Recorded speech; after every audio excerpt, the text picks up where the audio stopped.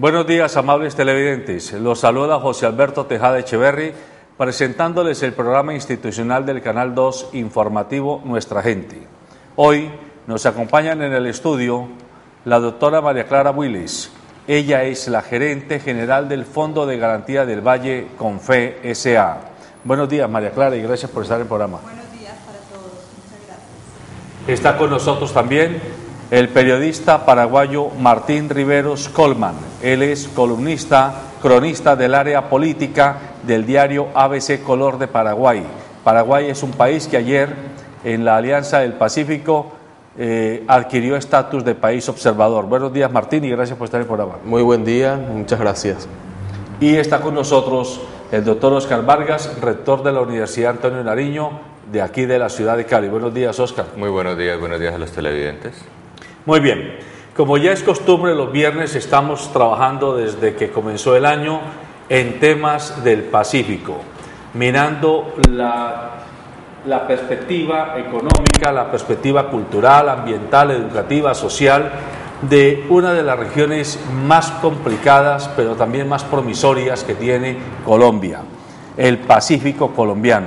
4 departamentos en Colombia tienen costa sobre el mar Pacífico, pero no solamente costa, tienen también altiplanicie andina, y estamos viviendo en este entorno de la costa pacífica alrededor de 10 millones de colombianos, es decir, un 25% de la población de Colombia está de alguna manera de cara a la ventana del Pacífico. Y qué mejor que ahora que se ha celebrado o se está celebrando en Cali la 7ª cumbre de la Alianza del Pacífico, miremos las perspectivas, las complejidades, los desafíos y también los problemas que genera este tipo de acuerdos de integración hoy en cabeza de 4 países, México, Colombia, Perú y Chile. Vamos a iniciar pidiéndole a nuestra colega María Clara Willis, la mujer que nos acompaña hoy en el estudio, que ella como dirigente empresarial de la región, el Fondo de Garantía del Valle, de hecho, es accionista de Invest Pacífico, que es la empresa promotora precisamente de atraer inversión extranjera directa al país y también promover exportaciones y promover la vinculación de empresas y sectores estratégicos con diversos sectores económicos de cara al Pacífico. Qué mejor que sea ella la que comience introduciendo cómo leen los empresarios e Invest Pacífico esta oportunidad o este desafío que es la Alianza del Pacífico hoy. Bueno, primero que todo quisiera decirles que en términos prácticos lo que ha significado esta alianza, que en realidad ha sido bastante dinámica puesto que lleva realmente un año, es la libre movilidad. ¿Qué quiere decir esto? Libre movilidad para el comercio con la desgravación del 90% de los productos, es decir, productos que se van a mover entre estos 4 países inicialmente, posteriormente pues entrará Costa Rica, que ya sabemos también que firmó ser partícipe de esta alianza. Va a poderse negociar o comercializar estos productos sin ningún límite. El otro 10% se desgravará paulatinamente, como le explicó ayer el presidente de la República. El otro tema que me pareció muy interesante fue la eliminación de visas, especialmente con México, que teníamos algunas restricciones. Entonces los transeúntes, en el futuro también los estudiantes, vamos a podernos movilizar libremente dentro de estos 4 países, y hablamos de que son economías que ya se unen, conformándose como el 8º bloque económico más importante del mundo. Es muy importante que lo que usted dice, María Clara, no es solamente una integración económica, es una integración educativa, turística, política, social, que se pretende en los países que hacen parte de la Alianza del Pacífico y que de alguna manera se perfila, Martín, como una alternativa a lo que fue la CAN, la Comunidad Andina de Naciones, y por qué no decir también como una contracara de Mercosur desde el Pacífico. Bueno, antes que nada diría que para Paraguay es muy importante la adhesión a la Alianza del Pacífico, dado su carácter de país mediterráneo, sin costas en el mar. Es estratégico para el sector privado de Paraguay, para el sistema geopolítico de Paraguay integrar esta alianza, que mira a otros grandes mercados como el mercado de Asia. Paraguay es un país agroexportador, rico en recursos naturales, uno de los primeros del mundo en generación de energía eléctrica, ocupa los primeros lugares en el ranking de exportación de soja, de carne vacuna y de otros productos agroexportación. La situación de Mercosur pasa, como le dije antes del inicio del programa, por una situación bastante delicada y crítica. Paraguay está suspendido en el bloque, en el Mercosur y también en la UNASUR, por el juicio político al entonces presidente Fernando Lugo el año pasado, en el 2012. Eso motivó la suspensión política hasta tanto se realicen las elecciones. Las elecciones ya se realizaron en abril, el 21 de abril. Resultó electo el señor Horacio Cartes, un empresario acaudalado de mucho dinero en Paraguay. Unas elecciones históricas, obtuvo más del 60% de los votos, más de 1 millón de votos. Y eso era la condición para que Paraguay retorne al Mercosur, el bloque económico que se fundó en 1991, que reúne a Argentina, Brasil y Uruguay como socios plenos. Y ahora se espera que este 15 de agosto asuma el señor Horacio Cartes y ahí Paraguay retorne al Mercosur. Pero sucede una cosa en Paraguay. Hay un debate en el sector, en la población, en la sociedad paraguaya, de si conviene seguir en el Mercosur o no. Dado la suspensión que la mayoría de la población paraguaya considera injusta en el Mercosur, porque el juicio político fue se ajustó las normas constitucionales. Y el debate es, ¿seguimos o no en el Mercosur? ¿Por qué no buscamos otros mercados, otros bloques de integración económica, de integración política? Y se ve con mucho optimismo y mucha esperanza que la Alianza del Pacífico sería una oportunidad de integración con países serios que apuestan al libre comercio, al libre mercado, a la libre circulación de personas. Y como le dije, la Alianza del Pacífico es un bloque de esperanza y será, estoy seguro, la asociación política y económica más importante que se ha dado en los últimos tiempos.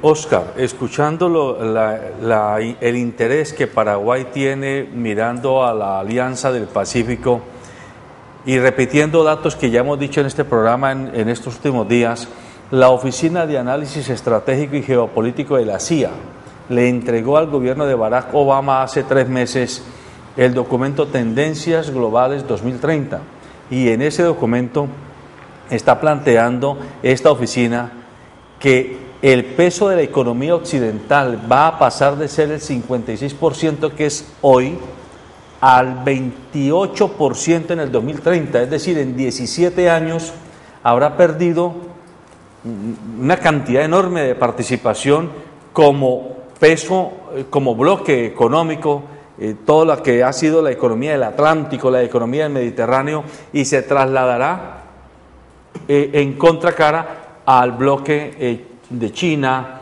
de Asia, los países asiáticos, y de contera, pues los países que estamos aquí en el latino, en el continente americano, de cara al Pacífico. ¿Usted coincide con ese tipo de apreciaciones? Sí, es bien interesante esa parte.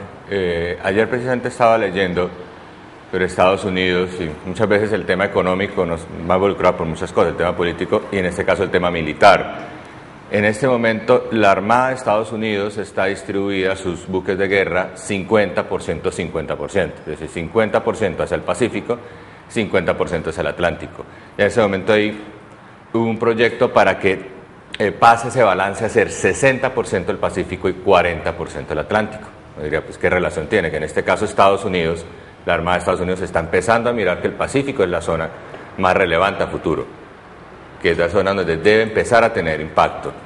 Y de alguna manera, también lo que comentaba aquí el compañero Martín, sobre la relevancia que tiene la Alianza del Pacífico, es ese balance de poder, que también es una forma de decir de Sudamérica que los países de la cuenca del Pacífico van a empezar a tener mucho más peso frente a otras propuestas que existieron como Mercosur, como UNASUR o como el ALBA, que era esa propuesta que impulsó Hugo Chávez y que de alguna manera, pues, por ese efecto que no tenía ese peso político y ese peso económico que están adquiriendo esta alianza, no funcionó en un momento. Yo conocí precisamente, yo soy de Cúcuta, conocí personas que hacían importación de carne vacuna de Paraguay a Venezuela, que fue un negocio que empezó a crecer y que precisamente por esas limitaciones de los planes de Mercosur y los planes de ALBA tuvieron después muchos problemas para poder llevar a cabo ese manejo. Entonces ahora está surgiendo este nuevo eje de desarrollo que sería también la cuenca del Pacífico y que puede también contribuir al poder de negociación frente a un gigante como Estados Unidos y frente a otros países. Y ya no se verían unas economías pequeñas, sino una economía unificada que puede entrar a tener a futuro un peso tan grande como el que tiene Brasil.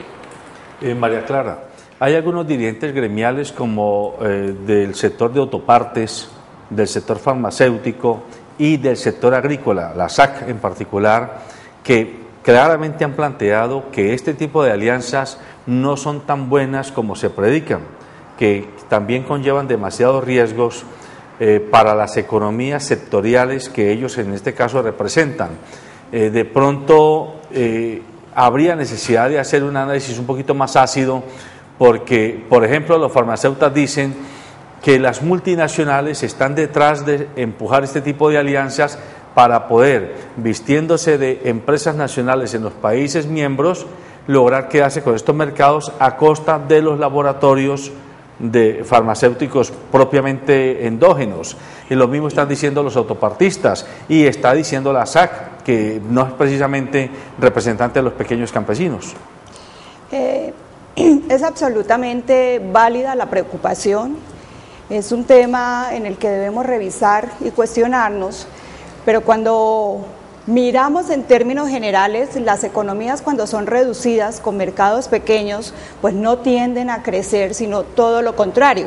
La posibilidad de desaparecer es mucho mayor. Creo que la amenaza cuando uno se integra una empresa al desarrollo que está teniendo en bloque, por ejemplo, la región en la que se mueve, pues tiene una amenaza mucho mayor a desaparecer que cuando funciona en términos contrarios. Respecto al tema de la agricultura, que ha sido quizá uno de los más tocados en esta cumbre por el tema de las amenazas que pudiera tener los azucareros, lo dejaron de plano. El gobierno del presidente Santos explicó ayer que no va a ser inmediato, es un tema que se va a manejar de manera paulatina.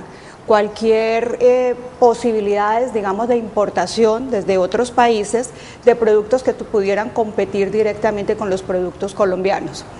En el tema de las farmacéuticas, pues tenemos casos de mostrar en Colombia, sobre todo aquellas que se han dedicado a producir genéricos, que ya son empresas muy grandes, con niveles de exportación muy altos, por ejemplo, al mismo Chile y al mismo Perú.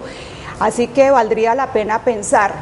Lo otro que me llamó la atención fue la importancia que le dieron los presidentes de los diferentes países, especial México y Perú, en donde hablaron de la necesidad que tienen las empresas pymes, que podrían ser las más amenazadas, en integrarse y todas las posibilidades que se van a venir para ellas.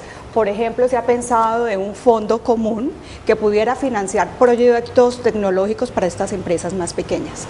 Así que, en términos generales, si bien se presentan amenazas, como en todas las posibilidades que existen, creo que son mucho más las oportunidades si se aprovechan, por supuesto.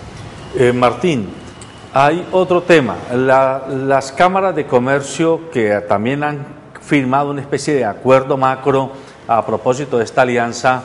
Hay alrededor de 360 cámaras de comercio de los diversos países, incluyendo inclusive a España, han planteado la importancia de este tipo de propuestas y de hecho el presidente de Confecámaras Colombia, Julián Domínguez, ha mostrado que en Colombia menos del 1% de las empresas está haciendo exportación real y permanente. O sea, es un dato dramático porque uno diría que hablamos todos los días, hablamos de mercado exterior, de globalización, de internacionalización, pero cuando un presidente de Cámara dice que ni el 1% de nuestras empresas están realmente haciendo exportaciones permanentes en su día a día de negocios, esto está indicando que estamos en pañales. Sí, comparto contigo. Esa misma situación ocurre en Paraguay, donde se da una situación más crítica, te diría, porque las exportaciones paraguayas tiene dos caminos. Por el río Paraguay, sale al río de la Plata, pasa por Argentina, y la otra vía es por Brasil, vía Santos o Paranaguá, donde hay un puerto franco paraguayo. Ahí siempre es constante y recurrente que los empresarios denuncien trabas al comercio, abren los contenedores, revisan, o sea, siempre hay inspecciones que pasan lo normal, y eso lo dicen los propios funcionarios argentinos. Las quejas son día a día. Los exportadores paraguayos pasan un calvario, denuncian ante el gobierno para que se denuncie ante la OMC, ante otros órganos de comercio, las violaciones que se dan al Tratado de Asunción, donde somos parte del Mercosur. Y por eso hay un descontento, un descreimiento del empresario paraguayo hacia el Mercosur, y por eso la Alianza del Pacífico lo ven allá. No se imaginan ustedes el debate que hay y la esperanza que hay en la Alianza del Pacífico. ¿Qué significará eso de...? Bueno, hay cosas que mejorar, como usted me dice acá, evidentemente, que se tienen que prestar atención y solucionar eso, pero en Paraguay se pasan situaciones más complicadas, porque está en el medio de dos grandes países que son muy proteccionistas, que cobran altos aranceles y que no cumplen el libre mercado. Mercosur tiene una serie de mecanismos arancelarios, pero no se cumplen. O sea, el bloque económico Mercosur ya no tiene razón de ser para el Paraguay, ¿no? Pero se pide, el nuevo presidente pedirá que se reformule, que vuelva a sus inicios, que se replantee todo el tratado y que sea otra vez una asociación de libre mercado y que fomente el comercio exterior y la libre circulación de bienes. Bueno, esa es la discusión que hay allá. Y otra cosa es la suspensión política que tiene Paraguay, que bloqueó la negociación con la Unión Europea, que se está negociando un tratado de libre comercio. Está parado desde el año pasado y los europeos piden que Paraguay retorne para poder negociar ese acuerdo de tratado de libre comercio, donde Brasil y Argentina son los principales cuestionadores de ese tratado por el proteccionismo que dan a sus productos. Y ese es el debate que hay en Paraguay, ¿no? Oscar, también hay ya evidencias que grupos de empresarios se han logrado unir para participar, por ejemplo, en la feria de Seúl, Corea, en las recientes ferias de China. Han ido ya no empresarios de Chile solos, o empresarios colombianos solos, o peruanos solos, sino que se han juntado varios empresarios de diversos países y han tenido sus propios stands, sus propias vitrinas negociadoras en conjunto, como un preámbulo de lo que es esta alianza del Pacífico que hoy se muestra. Pero, y así igual, los países como tal, ya como decisión política de los estados, han abierto algo así como embajadas colectivas, colegiadas, en Ghana, en Turquía y en Marruecos y en Singapur, exactamente.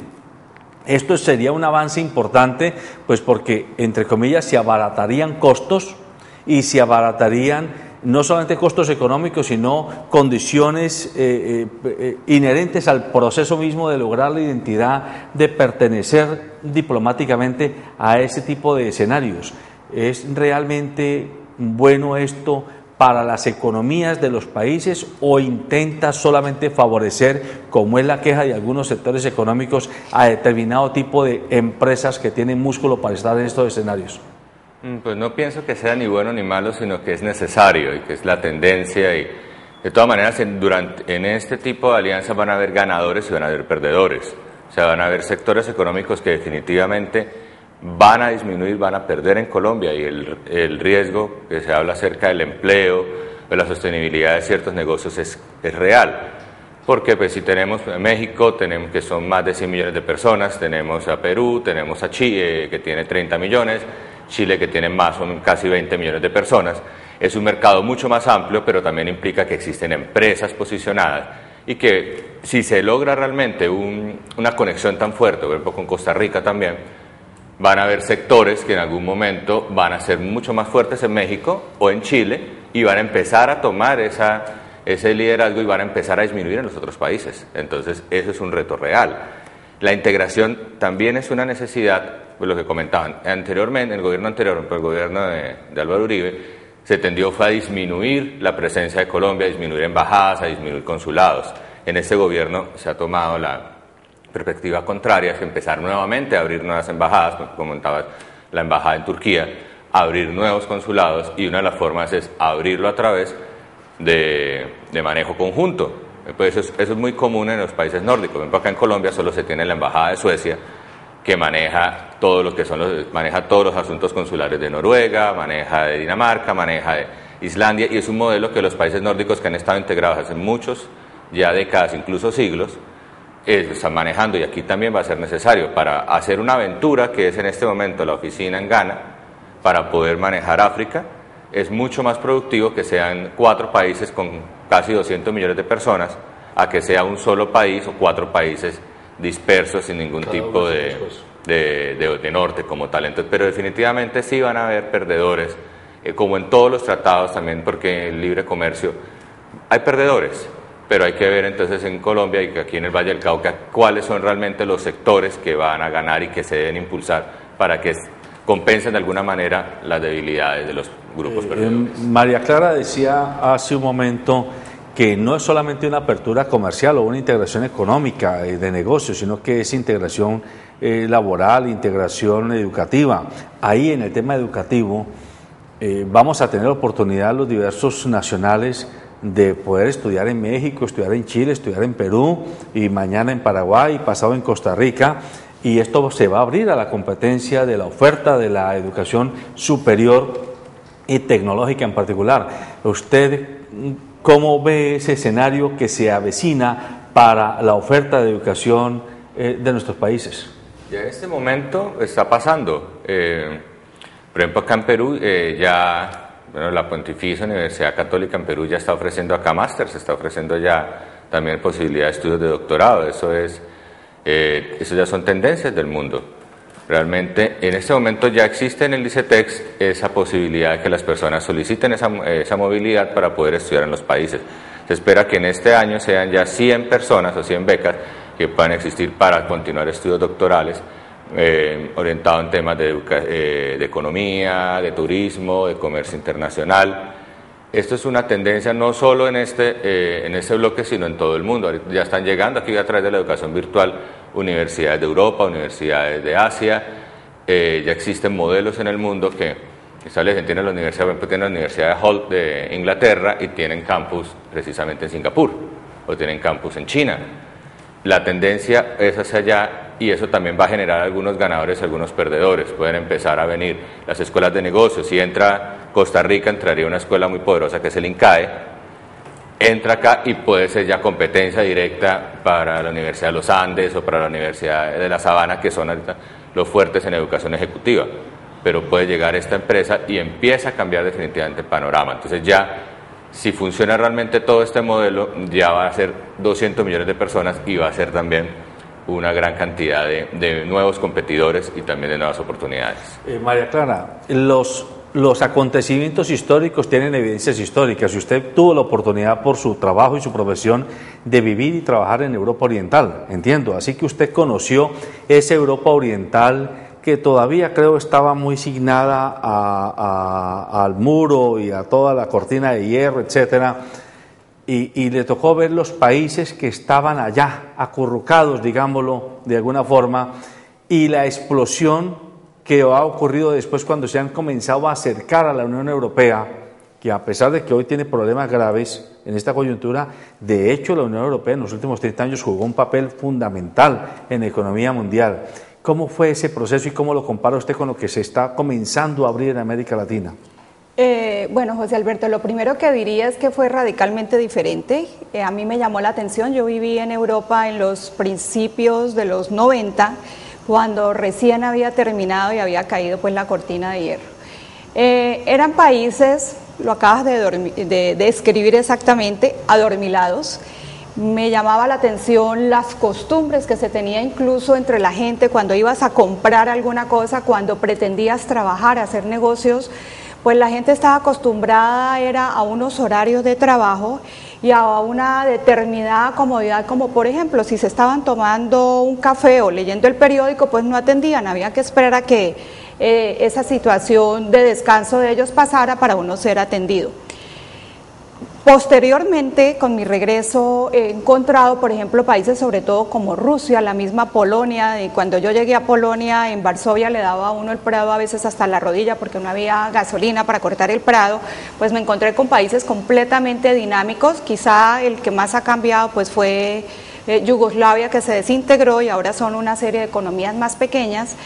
Pero definitivamente la apertura hace que la vida sea distinta, que mejore la calidad de vida de todos los integrantes de esas economías y sin lugar a dudas los cambios han sido muy grandes y han sido beneficiosos. Hay perdedores, eso es claro que siempre habrá perdedores. En este caso yo creo que las costumbres que tenía la misma gente en la forma de trabajar y de todo cambiaron drásticamente, pero se nota una calidad de vida mucho más alta y sobre todo acceso a otras posibilidades que en el mundo eran conocidas y en esos países no lo eran. ¿Y se supone que eso va a comenzar a pasar en estos países? Yo creo que nuestros países no estaban tan lejanos de esa situación, pero sin lugar a dudas la posibilidad de uno moverse por varias economías, en este caso por lo menos por ahora por los 4 o los 5 países que integran este bloque comercial, esta profunda alianza, como lo dijo el presidente de México, es más un tema de integración total, pues nos va a dar definitivamente muchas posibilidades y empieza a haber unos cambios incluso en la alimentación, en costumbres, que son muy enriquecedoras, de manera con más seguridad, y vamos a comer más taquitos y seguramente más picante la comida, porque vamos a tener la influencia de México y de Perú, y ese tipo de cosas pasan. Muy bien, vamos a ver la nota que nuestros periodistas que están presentes en nombre del Canal 2 en la 7ª Cumbre de la Alianza del Pacífico nos han preparado para seguir adelante con este tema.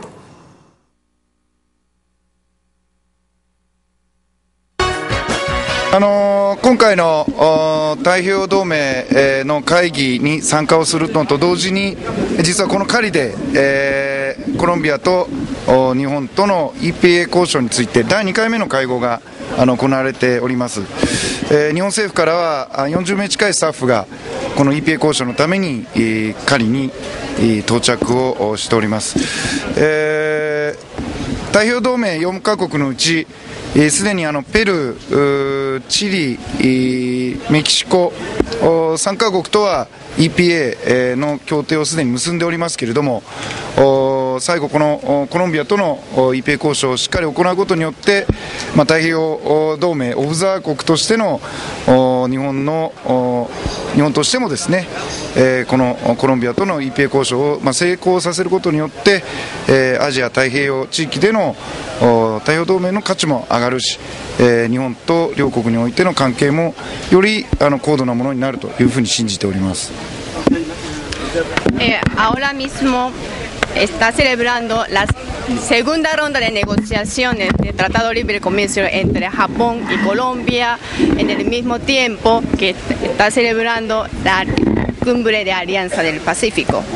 Ahora mismo en Cali, desde Japón, ha venido una delegación de 40 negociadores más o menos y está trabajando con AENCO, con el grupo colombiano. Para Japón es muy importante concretar el Tratado de Libre Comercio con Colombia, ya que Japón ya acordó, ya tiene un Tratado de Libre Comercio con Perú, Chile y México. Y dentro de los 4 países del miembro de la Alianza Pacífico faltaba Colombia. Como Japón, el país observador, estamos trabajando con AINCO para concretar este Tratado de Libre Comercio, para así fortalecer las relaciones entre Japón y Colombia, y tanto como América Latina y la región de Asia-Pacífico. O sea que todo indica que nosotros éramos el país que estaba rezagado, porque ya México, Perú y Chile tienen acuerdos de libre comercio con Japón y nosotros estamos en pleno proceso de negociación. Martín, dice el viceministro de Comercio Exterior de Japón que ve con muy buenos ojos este tipo de integración, pues porque de alguna manera ellos también han hecho parte no solo de acuerdos bilaterales, sino que allá al interior, en el subcontinente asiático, esto lo han estimulado.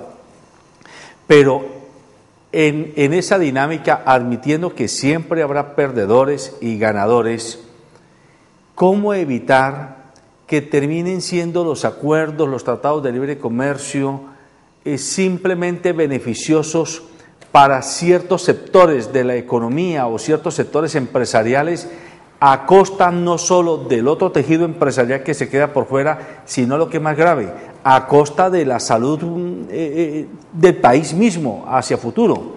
Le pongo el ejemplo del agua, de los hidrocarburos. Hoy estamos en un gobierno, en el caso colombiano, que ha apostado por la minería como una de las locomotoras de su agenda de desarrollo. Y uno dice, bueno, sí, si tenemos recursos naturales en petróleo, en gas, en carbón, en níquel, en coltán, en oro, etcétera, pues que se puedan comercializar, pero a costa de... Entonces uno pregunta si los páramos van a quedar desérticos, si las aguas van a quedar contaminadas, si las tierras van a quedar contaminadas, ¿qué vamos a ganar? O mejor dicho, a final de cuentas, la plata que llegaría, ¿a quién beneficia y a quién perjudica? Esto lo digo porque sabemos que ustedes en Paraguay tienen ese tipo de conflictos. Totalmente. Allá ocurre lo siguiente con el cultivo de la soja. Paraguay, creo que este año serán 8 millones de toneladas de la exportación de soja, y eso genera ya cierta preocupación de la gente. Acá se benefician un sector, un pequeño sector, y también los exportadores. Pero ¿qué pasa con el ancho de la población que no recibe esos beneficios? Es más, allá se pide, la sociedad, una gran parte de la sociedad pide que se aumenten los impuestos a la exportación de soja. Es, de hecho, el buque insignia, uno de los rubros de exportación de Paraguay, pero como usted dice, el cultivo extensivo de soja, ¿cómo afecta al medio ambiente? ¿Cómo afecta a los habitantes, a las comunidades? Porque cada vez se extienden más y afecta, de hecho afecta a los poblados, a las poblaciones, a los pueblos en Paraguay. Y también pasa con el ganado. Paraguay, uno de los países que tiene más cabeza de ganado, ¿no? Tiene la exportación de carne, ingresa a la Unión Europea, vende a Chile, justamente, uno de los mercados más importantes del chileno. Y el sector ganadero allá también es un círculo muy pequeño, ¿no?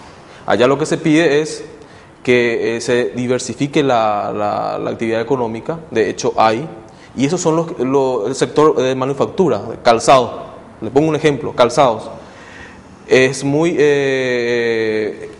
tiene un crecimiento muy importante, pero no puede salir al exterior, digamos, porque no tiene tanto el apoyo oficial, y además por las trabas de los vecinos con su proteccionismo. Brasil, la industria de São Paulo es una de las más importantes en cuestión de manufacturas, y se da esa situación bastante preocupante. De hecho, últimamente las industrias de São Paulo están migrando a Paraguay. ¿Por qué?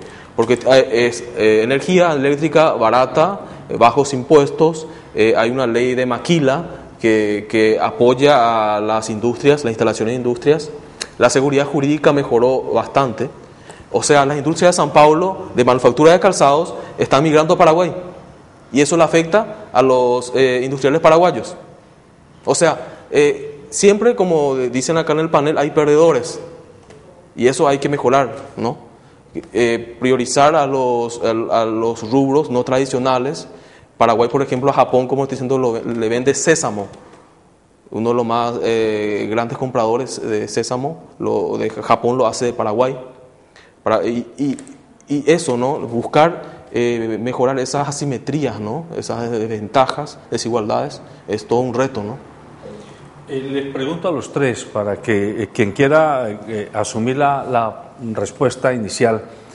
Hay algunas corrientes de opinión que comienzan a manifestar que también la relación internacional del trabajo va a cambiar, que China, que antes rompía el mercado con el precio, es decir, $1 por algo que era imposible hacerlo por menos de 5, por decir algo, en nuestros países, cada vez se va a dedicar más a todo lo que tiene que ver con manufacturas metálicas, manufacturas eléctricas, que India se va a dedicar a todo lo que tiene que ver con electrónica, ¿sí? Y también valor agregado automotriz, y que a América Latina se le está comenzando a ver como la gran fábrica de maquilas de manufacturas livianas que se llaman, como el calzado, los textiles, etcétera. ¿Ustedes coinciden con ese tipo de lecturas? Pues si quiere, sí. Pues en este caso, si hablamos de las posibilidades de Latinoamérica, de alguna manera, siempre en esos grupos, bloques económicos se ha tratado de organizar a las poblaciones. Eso pasó en la Unión Europea, que se trató de organizar que el norte fuera quien produjera manufactura pesada y el sur de Europa, o sea, lo que es España, Grecia, terminaran ofreciendo ya servicios y también productos más baratos, y ofrecer turismo, a todo ese sector, y de alguna manera pues ese modelo en la Unión Europea estamos viendo que está en crisis. No sé qué tanto realmente Latinoamérica tendría que llegar un poco por esa situación, porque normalmente si vamos a ese tipo de industrias, normalmente van a ser industrias que solo pueden competir a través de precio, y la forma de competir con precios es también disminuir la calidad del salario de las personas. Es que precisamente China, es curioso que uno piensa que bueno, todo lo de China es barato porque allá en China le paga muy poco, pero muchos se están moviendo ya a otros países del misma Asia porque es más barato aún. Hace poco pasó una tragedia que había un edificio donde trabajaban miles de personas en Bangladesh, que queda al lado de la India, y se desplomó porque era una gran cantidad de personas trabajando. ¿Y por qué trabajaban tantos? Porque resulta que el salario mínimo en Bangladesh para hacer textiles es 70.000 pesos, que ni siquiera acá en Colombia para ganar 70.000 pesos mensuales sería algo ridículo. Allá lo pagan. Entonces eso, y también está, por ejemplo, después está Camboya y están los otros países pobres de Asia que se están moviendo hacia allá todo lo que es muy barato. Entonces en Latinoamérica tendría que mirar realmente cuál es su apuesta, no dejarse llevar tanto por esto, porque eso es lo que implicaría es que definitivamente tendría que disminuirse la calidad del trabajo, y eso los críticos, por ejemplo, de la Alianza del Pacífico establecen eso, que si se entra en esta dinámica, de alguna manera lo que va a implicar es una disminución de la calidad y las garantías laborales, porque se va a querer competir, y la forma de competir frente a países como Bangladesh o como Camboya, que la gente gana prácticamente nada, es seguir bajando los salarios. ¿Tu apreciación sobre ese tema? Quiero solamente comentarles que hoy el salario mínimo en China es mucho más alto que en Colombia. El cambio, la posibilidad de la apertura ha permitido que el estándar de vida de los chinos pues sea bastante más alto, pero estoy totalmente de acuerdo en que hay países, aún como la India, que ha mejorado bastante, pero sus países vecinos, Sri Lanka o Bangladesh, pues todavía no ha llegado a esa situación.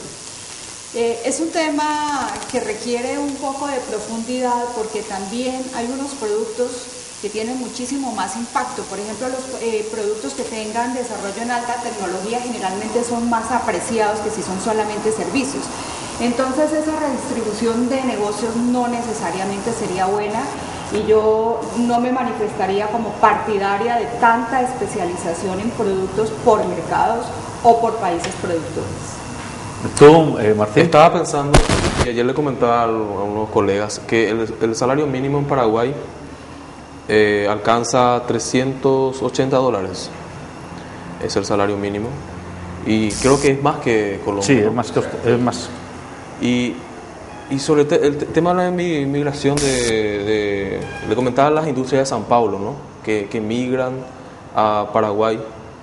se genera todo un problema, ¿no? O una oportunidad también. No solo de San Pablo, hay empresas de autopartes japonesas que se instalaron en Paraguay. Inclusive Toyota anunció hace unos meses que va a instalar una factoría en Paraguay. ¿Y por qué? Y porque Paraguay es un país barato y se da la misma situación que el sudeste de Asia, ¿no?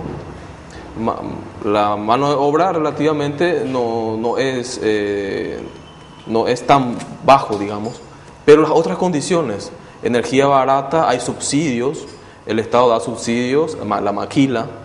O sea, Paraguay se está tornando en una especie de lo que fue en su momento, no sé si Singapur o un tigre asiático, ¿no?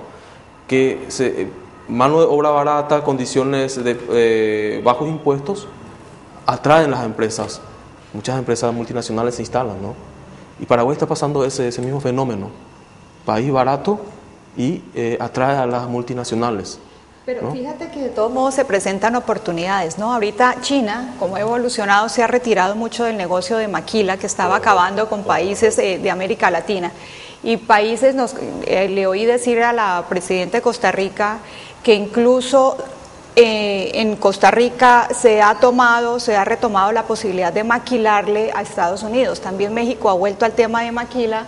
Y en Colombia varias empresas se quebraron cuando entraron a competir con los chinos en el tema de maquila, pero si China se retira, pues de todos modos nos deja un espacio que es natural, porque aquí la mano de obra sigue siendo más barata, pero sobre todo muy especializada. Somos muy hábiles en el manejo, en el tema de confección y de calzado, y es una casi vocación natural de la región, que valdría la pena también aprovechar esas situaciones que se van presentando. Hay otro tema que yo quiero pedirles a ustedes que nos den ilustración. El mismo documento que preparó la Oficina de Análisis Estratégico y Geopolítico de la CIA y que le entregó a Obama en este año, dice que en el 2030 el 60% de la población mundial va a tener problemas de agua potable, agua para consumo humano, y que de hecho en el 2030 los conflictos militares en su mayor proporción van a estar asignados por conflictos hídricos. Nosotros tenemos, por lo menos en Colombia y Perú también, estos dos países en particular, tenemos todavía mucha agua y tenemos mucha selva y tenemos muchos nacimientos. No sé tanto de Chile, no sé tanto de México, pero a ver, ¿cómo evitar que este tipo de alianzas, que son buenas desde el punto de vista declarativo, no vayan a terminar siendo malas o negativas mejor, porque lleguen de nuevo multinacionales a montar grandes proyectos con su músculo financiero que terminen o acabando nuestras fuentes de agua, o contaminando nuestras fuentes de agua, o embotellando nuestra agua natural, que no nos vale, para después vendérnosla al 2000%, que es lo que pasa cuando uno compra un litro de agua embotellada que lo vale 2.000 pesos, cuando yo tuve aquí al gerente de Empresas Municipales de Cali, sección de acueducto, y me decía, el mismo litro de agua en Cali le vale 1 peso, pero cuando usted lo compra embotellado le vale 2.000 pesos. ¿Cómo evitar ese tipo de asimetrías del mercado que terminan dañando la calidad de vida de la población? Pues, en fin, uno puede pensar que los mercados se controlan solos, que es lo que normalmente se habla en economía, pero si uno lo ve también la teoría neoliberal. Sí, pero desde el punto de vista político uno sabe que generalmente las personas tratan de tomar sus mejores intereses, entonces si una empresa tiene la posibilidad de hacerlo, lo va a hacer, al igual que si un gobierno tiene la posibilidad de aprovechar una situación, lo va a hacer. Realmente, la forma es, de alguna manera, generar contrapesos también a través de la opinión o a través de las personas que están controlando. Hay países que tratan de estimular ese tipo de control público y control constante, porque efectivamente es muy complejo. Si tienes la oportunidad de ganar más y más dinero, normalmente vas a tomar la oportunidad. Entonces, solo a través de algún contrapeso y por eso es que en este momento está tan de moda el nombre de la responsabilidad social, que es una forma simplemente de llamar al control público, que tienes que mostrar de alguna forma que estás haciendo negocios sin aprovecharte de los demás, no siempre porque es una cuestión filantrópica o espontánea, sino porque es necesario para mantenerse en el control de negocios. Entonces, todos estos tratados, estos necesitan estar constantemente bajo revisión y bajo control, para precisamente evitar de que se tomen ciertas ventajas, porque cualquier tratado va a tener posibilidades y de utilizarlo de una manera inadecuada. Entonces debe haber alguien con algún contrapeso para que lo controle de alguna manera. Estoy totalmente de acuerdo que los recursos naturales definitivamente hay que protegerlos. El agua en el 2030 va a ser considerada el petróleo hoy en día. Así es. Y además la migración, y ya se está viendo en los países africanos, además digamos del tema de hambre, la escasez del líquido, el agua está haciendo ya que haya migración hacia Europa, que tampoco es el país que tenga las cuencas hídricas más abundantes del planeta. En eso América Latina tiene un privilegio, y sobre todo Sudamérica, y la cuenca más rica del mundo pues es la cuenca amazónica, que compartimos con Perú, algo con Brasil, y bueno, Colombia también tiene ahí su pedazo. Definitivamente hay que entrarlas a proteger de alguna forma, porque sí va a generar muchísima atracción hacia el futuro, que podría llevar a terminar incluso con unos recursos que hoy son abundantes. Coincido plenamente. Paraguay forma parte con Brasil y Argentina del llamado acuífero Guaraní, uno de los más grandes que existen en la región, en la triple frontera, ahí en Brasil, Paraguay y Argentina. Sin lugar a dudas será, como dicen, 2030, se centrará la atención de los países en esta región por ese recurso tan preciado que es el líquido vital, y eso se debe preservar y cuidar. Como decían, el libre mercado tiene sus propias leyes, ¿no?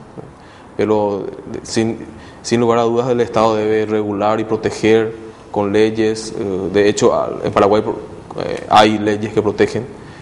Y el petróleo también. Paraguay tiene una cuenca petrolífera en el Chaco, cerca de Bolivia, que hay empresas norteamericanas que están explorando, ya encontraron un yacimiento de petróleo, pero con regulaciones del Estado, 50% del Estado, 50% de la empresa.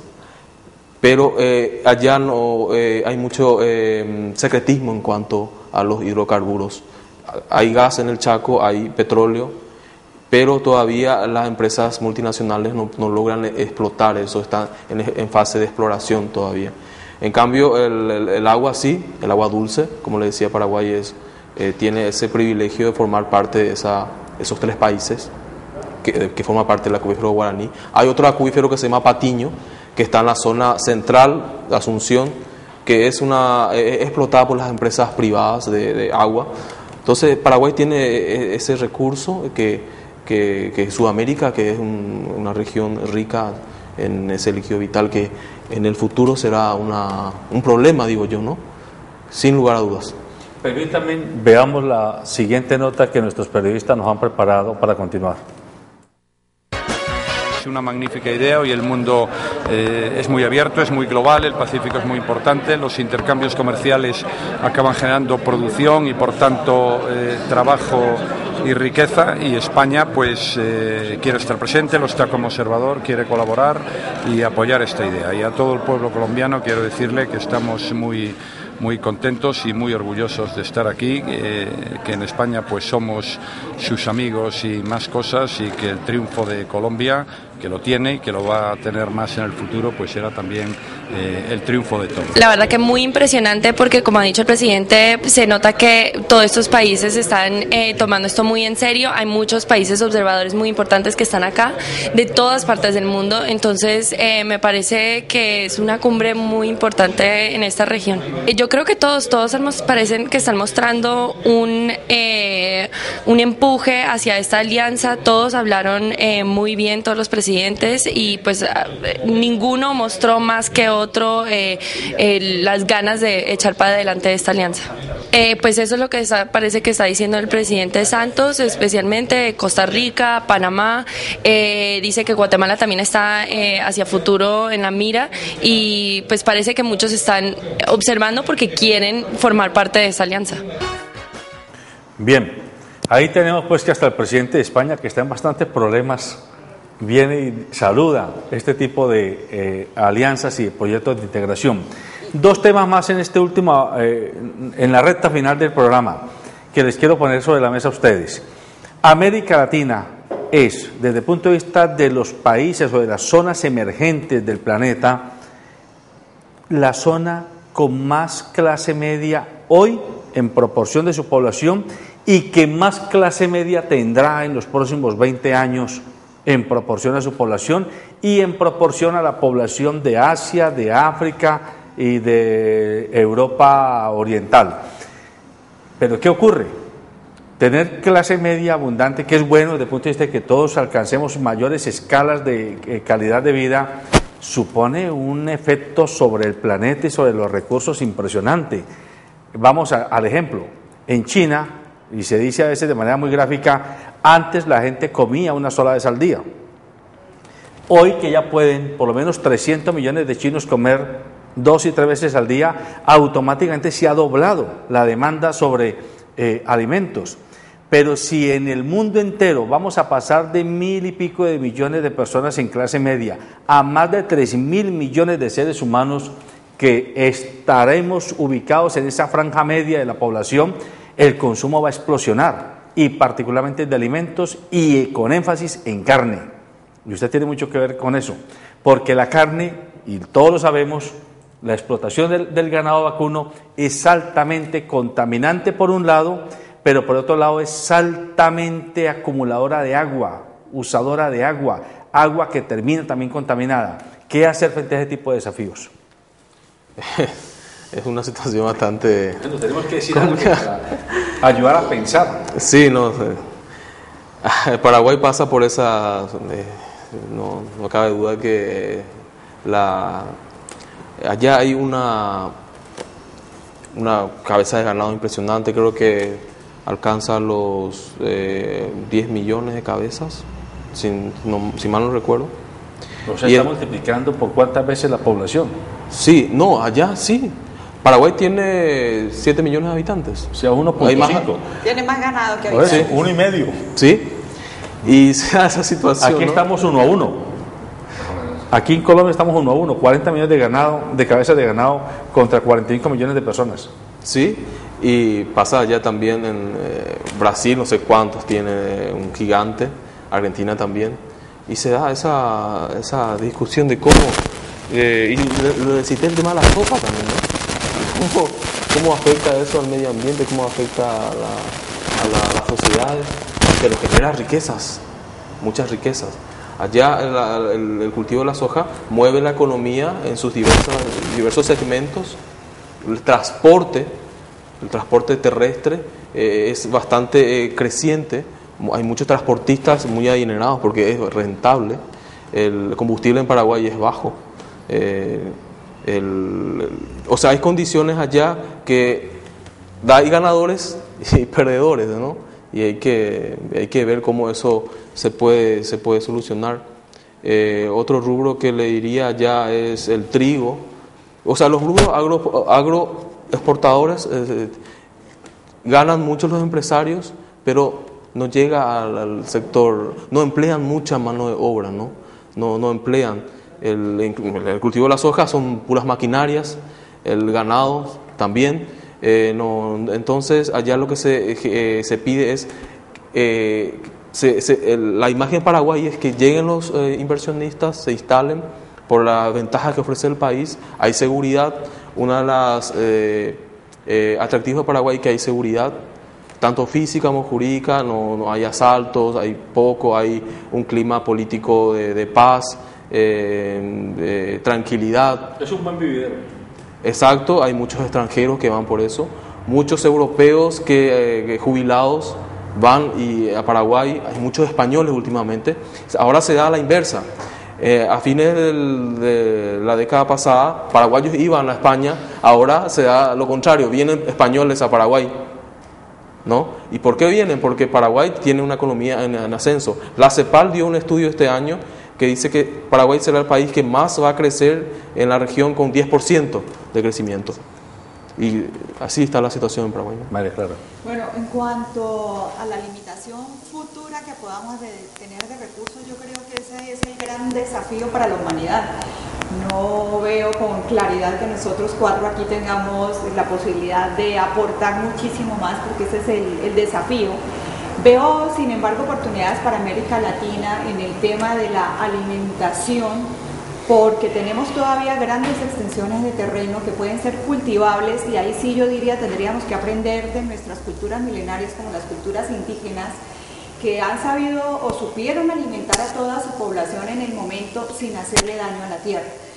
Más bien pediría que tuviéramos muchísima más conciencia y buscáramos cómo se ha logrado en el pasado sostener, alimentar población grande, en el caso, por ejemplo, de las culturas azteca y maya, sin detrimentos fuertes en la calidad de la tierra, para que podamos seguir alimentando hacia el futuro a toda la población. Para América Latina lo veo como una oportunidad, ¿no? Definitivamente tenemos que cultivar y posibilidades de alimentar el mundo, especialmente a China. Para atender el problema de alimentación sin hacer daño desastroso, hay que invertir en investigación y desarrollo. Sí, hay que tener claro cuál es el norte, qué es lo que se espera, porque si no, pues los recursos quedan a disponibilidad de quien lo desee. Ahorita hablábamos del tema de China. China es el país que ha comprado más terreno en África.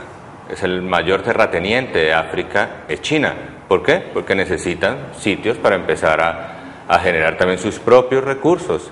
Entonces, y siempre se ha pensado que Latinoamérica es el próximo, y de alguna manera se ha tratado de establecer leyes acá en Colombia para limitar esa posibilidad de compra, porque ya se ve el efecto en África y posteriormente se va a ver el efecto en Sudamérica.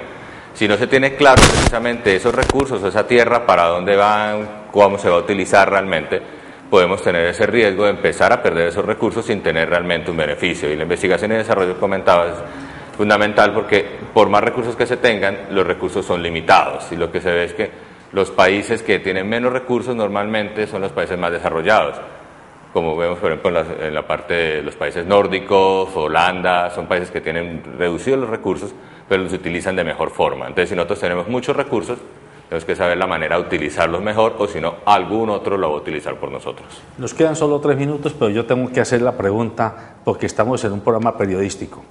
El periodismo también va a cambiar, o ya está cambiando, porque el mundo está cambiando. Hoy decimos que la Alianza del Pacífico se constituye en la 8ª economía mundial, pero también se está diciendo que Facebook, con 1.000 millones de registros, es la tercera población, el tercer país del mundo, y Twitter, con 800 millones de registrados, es la cuarta nación del mundo, planteándolo en esos términos. Y esto va a significar un cambio paradigmático en las relaciones de poder entre ciudadanos y gobiernos, y entre periodismo y consumidor de información. Sí, no, los medios digitales tienen su preponderancia creciente, y en los medios escritos se da esa situación de que afecta a los medios digitales, ¿no? Los medios digitales van en alza, tienen una penetración en la sociedad, y aparte es gratuito, ¿no? Y el diario, en Paraguay sucede eso. Está afectando a los diarios impresos, los tradicionales, pero las empresas periodísticas están ayornándose, modernizándose y interactuando con los lectores, con la sociedad a través de los medios digitales. Sin duda eso va a afectar. Y el Facebook, como usted dice, el Twitter, son naciones enteras, ¿no? Y esto va ahí en alza con lo que pasa. No solo eso, además afecta la forma hoy de hacer negocios. Ya a través de las redes, uno ve en Facebook la cantidad de cosas que se intercambian. Precisamente en el fondo ya estamos en ese tema de empezar a preparar de manera intensiva a los mismos empresarios, tan sencillo como dar clases de manejo de un Twitter, porque no todo el mundo sabe cómo hacerlo, otras redes que son también comerciales como LinkedIn, que debemos manejarlas todos, porque es allí donde se están haciendo los negocios hoy en día. O sea que completamente de acuerdo. Sí, bueno, curiosamente estamos hablando de la Alianza del Pacífico, y precisamente antes de esta cumbre aquí en Cali se hicieron otras cumbres, otras reuniones. Precisamente la primera cumbre de presidentes hecha totalmente en forma virtual fue una cumbre del Pacífico previa a esta firma o a esta consolidación de la agenda. Entonces, no solo es el tema de la comunicación, sino también de las interrelaciones cambian directamente. Ya no solamente se tiene que estar físicamente, sino que se pueden lograr cosas tan importantes como cumbres presidenciales a través de estos medios virtuales. Muy bien, amables televidentes, el tiempo se nos acabó. Quiero recordarles que este canal, el canal 2, el canal de Nuestra Gente y el programa informativo Nuestra Gente hará 2 especiales, mañana sábado y el domingo en horario de mediodía, para entregarles a ustedes una serie de reportajes, entrevistas y comentarios que nuestro periodista jefe, Cristian Peñate, y nuestros periodistas corresponsales han logrado en estos 4 días, donde se está realizando en Cali la 7ª cumbre de la Alianza del Pacífico. Recuerden que el propósito de este programa es informarlo a usted, para que piense y para que decida siempre en función del bienestar colectivo. Buenos días.